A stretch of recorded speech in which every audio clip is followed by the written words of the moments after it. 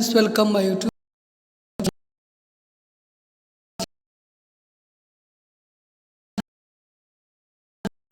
BEd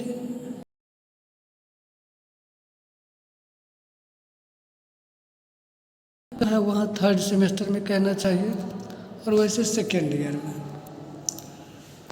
तो आइए जानते हैं विशेष रूप से। सबसे पहले समस्या का चयन किया जाता है कि क्या समस्या है, उसके ऊपर समाधान के लिए क्रियात्मक अनुसंधान किया जाता है।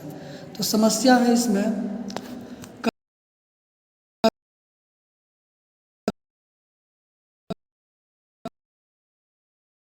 छठी कक्षा के छात्र टेक्स्ट बुक में जो चित्र या इस तरह से कुछ होते हैं उस चित्रों को वह पहचान नहीं पा रहा है, सही से बना नहीं पा रहा है।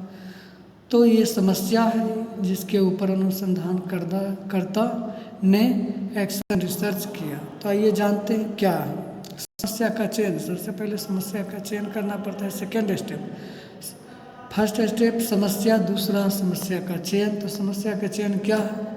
शोधकर्ता ने कक्षा 6 में विज्ञान विषय के कुछ चित्रों को समझा तथा छात्रों से उन्हें खुद बनाकर प्रैक्टिस करने को कहा। तो कुछ छात्र चित्रों को बनाने में असमर्थ थे और छात्र चित्रों को समझाने पर भी वह इस कार्य को नहीं कर पा रहे थे। टेक्स्ट बुक में आए चित्रों को पहले तो समझा दिए सभी छात्रों को, फिर बोले कि बना करके लाने के लिए। तो कुछ छात्र बिल्कुल ही नहीं बना करके लाए या समझाने के बाद भी वह इस कार्य को पूर्ण नहीं कर पा रहे थे। तो ये समस्या हो गया। इस पर उन्होंने क्रियात्मक अनुसंधान किया, अतः उसे एक समस्या का रूप मानकर इसका क्रियात्मक अनुसंधान मैंने आवश्यक समझा तथा इसका कारण जानने की पूर्ण कोशिश की तथा कुछ कारणों का पता लगाया। अब तीसरा स्टेप क्या है? उद्देश्य कथन। उद्देश्य कथन जो है छात्रों को पढ़ाने के लिए उपयुक्त टीचिंग एड का प्रयोग कर उनके लिए डिजाइन को समझाने में आसान प्रदान करना है। सेकेंड क्या है? छात्रों को सुंदर स्पष्ट चित्र बनाने के लिए। इसके बाद चतुर्थ आता है परिकल्पना। परिकल्पना या पूर्व कल्पना कहना चाहिए। शिक्षक उचित टीचिंग एड का प्रयोग करेंगे जिसके प्रभावकारी परिणाम स्पष्ट परिणाम स्वरूप निश्चित ही दिखाए।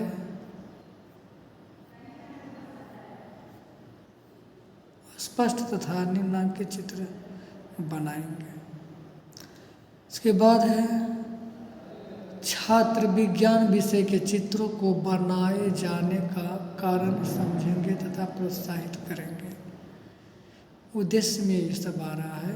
शिक्षकों द्वारा रंगीन चौक का प्रयोग किए जाने पर आकर्षक चित्रों को देखकर छात्र स्वयं भी विभिन्न रंगों का प्रयोग तथा सुंदर नामांकित चित्र बनाएंगे। चतुर्थ स्टेप है न्यादर्श या इसको सैम्पलिंग कहा जा सकता है। न्यादर्श कक्षा 6 के 10 छात्रों को लिया सैंपल के रूप में। क्लास में तो 30-35 या जो भी छात्र होते हैं उसमें से सिर्फ 10 छात्रों को लिया, 4 बालक 6 बालिकाएं। आइए किस विद्यालय से लिया गया आप अपने हिसाब से, जहाँ आपका इंटर्नशिप हो रहा होगा वहाँ का आप जो है उस विद्यालय का नाम दे देंगे। अनुसंधान विधि छठा स्टेप जो है अनुसंधान विधि अवलोकन विधि। सातवां उपकरण अवलोकन। आठवां समंकों का प्रकटीकरण। अब प्रकटी कैसे करना पड़ता है? ये छात्रों का नाम है जिनको हमने समस्या के रूप में अनुसंधान के लिए चुना। आकाश, अभयानंद इस तरह से है। उसको पत्ती का चित्र बनाने के लिए दिए, सेब का चित्र बनाने के लिए दिए।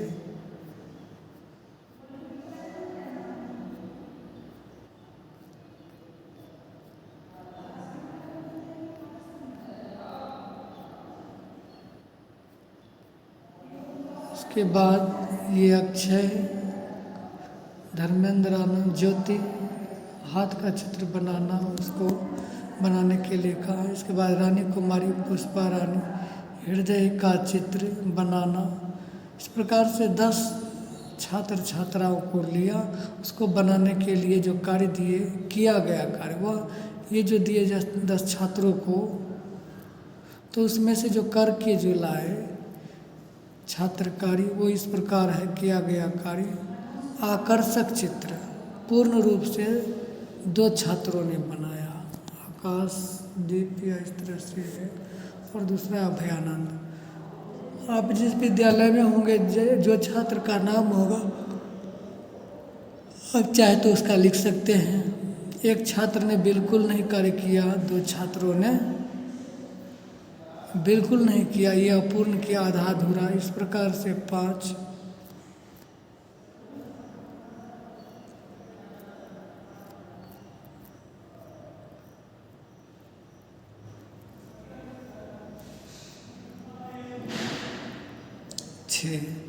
अब ये क्या है, रानी कुमारी ने अपूर्ण कार्य किया, पुष्पा रानी ने पूर्ण कार्य किया, डोली कुमारी पूर्ण कार्य, ज्योत्सना पूर्ण कार्य, प्रिय दर्शिका ये अपूर्ण कार्य। और इस प्रकार से हम उस डाटा का जो है विश्लेषण करेंगे। पहले तो छात्रों को चित्र बनाने के लिए दिए, कुछ ने बिल्कुल बना करके लाया, कुछ ने आधा अधूरा और कुछ ने बिल्कुल नहीं, तो उसका हम विश्लेषण करेंगे। 10 में से 4 बच्चों ने कार्य पूर्ण किया, पूर्ण रूप से उन्होंने कार्य किया।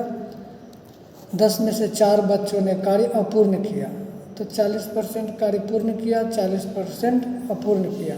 केवल 20% ऐसे बच्चे थे जिन्होंने कार्य को करने का प्रयास ही नहीं किया। इस प्रकार से हम कह सकते हैं निष्कर्ष के रूप में 80% छात्र उपयुक्त टीचिंग एड का उपयोग से छात्रों को समझा सके तथा उस कार्य को पूरा कर ले। इस प्रकार से है, तथा उसने बनाने की कोशिश की। परिकल्पना 80% पूर्ण तथा 80% अपूर्ण रही। चित्रों को बनाने के प्रति 80% छात्रों को प्रोत्साहित हुए, छात्र प्रोत्साहित हुए। विभिन्न रंगों का उपयोग करने पर 50% बच्चे बिल्कुल सही तरह से चित्र बनाना समझ गए, 50% बच्चों पर प्रभाव सफल नहीं हो पाया। सुझाव छात्रों के लिए, छात्रों को आवश्यक है कि वह दैनिक रूप से किसी एक चित्र को बनाने का प्रयास करें। दिन में एक चित्र बनाने का प्रयास करेगा, धीरे धीरे वह सीख जाएगा। सुझाव शिक्षकों के लिए, शोधकर्ता द्वारा यह देखा गया कि शिक्षकों द्वारा यदि उपयुक्त नामांकित रंगीन चित्र का प्रयोग हो तो छात्र के लिए यह अधिक प्रभावकारी होगा। अतः शिक्षक रंगीन चौक का प्रयोग करें। अभिभावकों के लिए, छात्रों पर अभिभावक होमवर्क पर ध्यान दे ताकि छात्र होमवर्क पूरा कर सके। इस प्रकार से छात्र के गार्जियन यदि होमवर्क पर ध्यान देंगे तो छात्रों में अपर्याप्त जो है क्या है कि पर्याप्त सुधार आएगा और छात्र हर कार्य को बिल्कुल सरल से आसान से कर सकेंगे, उनका सर्वांगीण विकास होगा। दोस्तों, यदि ये वीडियो आपको पसंद आया, आपका काम का है, तो ये एक्शन रिसर्च क्रियात्मक अनुसंधान पसंद आए तो मेरे चैनल को लाइक कीजिएगा, सब्सक्राइब कीजिएगा। धन्यवाद। दोस्तों, मेरे चैनल पर आप नए हैं तो ऐसे ही वीडियो पाने के लिए मेरे चैनल को सब्सक्राइब करें, लाइक करें। धन्यवाद सहित फिर मिलते हैं आपको नए वीडियो में। तब तक के लिए गुड बाय।